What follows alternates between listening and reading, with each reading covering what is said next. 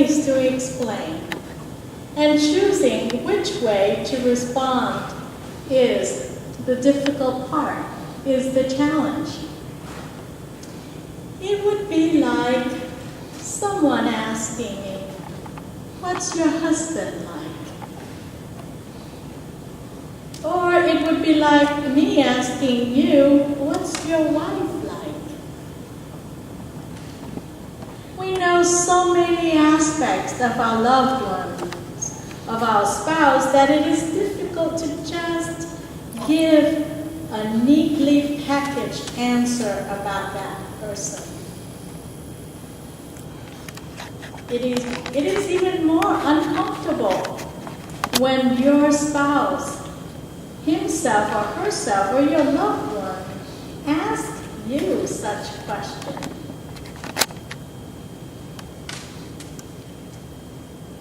In today's gospel, Jesus also makes the disciples uncomfortable because he asked them a question to see if they really know him.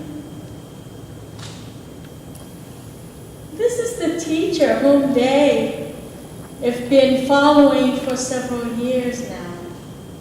This is the person who has taught them many things. This is the person who heals the sick, feeds the hungry, lifts up the lowly, and has compassion for the sinners and forgives them and befriends them. This is the person in whom they put all their hopes and dreams to deliver them from a life of bondage under the Roman rule. How could they sum up all of these in one neat identity? Peter may have given Jesus the correct answer, but that answer is not even his own. As we've heard in the gospel, it is like taking an exam and passed, but not because you know the answer, but because someone invisible sitting next to you whispering into your ear the correct answer. If I were the disciples, my answer to Jesus would not be about his identity, but it would be about all the things that he does for the sake of others. My answer would be a string of sentences like, you heal people when they are sick, you feed people when they are hungry, no matter how many thousands of them. You eat with sinners, and you forgive them.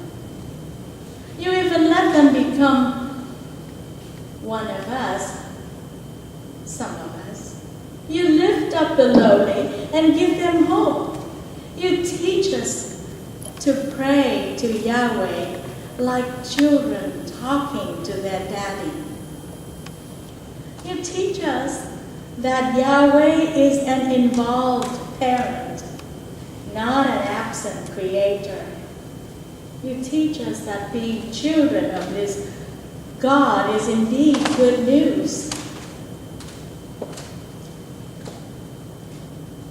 And I would go on, you are one who calls us to be your followers, your disciples, although we are not actually disciples material. You are patient with us and help us to understand God's love for us by the way you love us.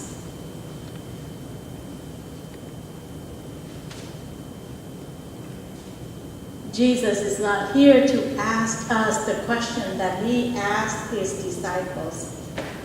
But we may run into a neighbor who will ask us about what we believe as Episcopalians, as Lutherans, as Catholics. And we don't have to give them one neatly memorized answer.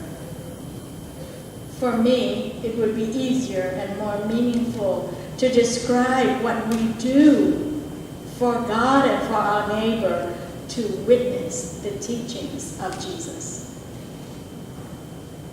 Of course, we can resort to reciting one of the creeds as an answer as to what we believe. But then, what does that have to do with the suffering of our neighbor? What does the creed say about those who are hungry? Those who are sick and cannot afford health care? What does the creed say about those who work yet do not earn enough to pay rent and feed their families? When we are baptized into Christ, we are committed into Christ's way.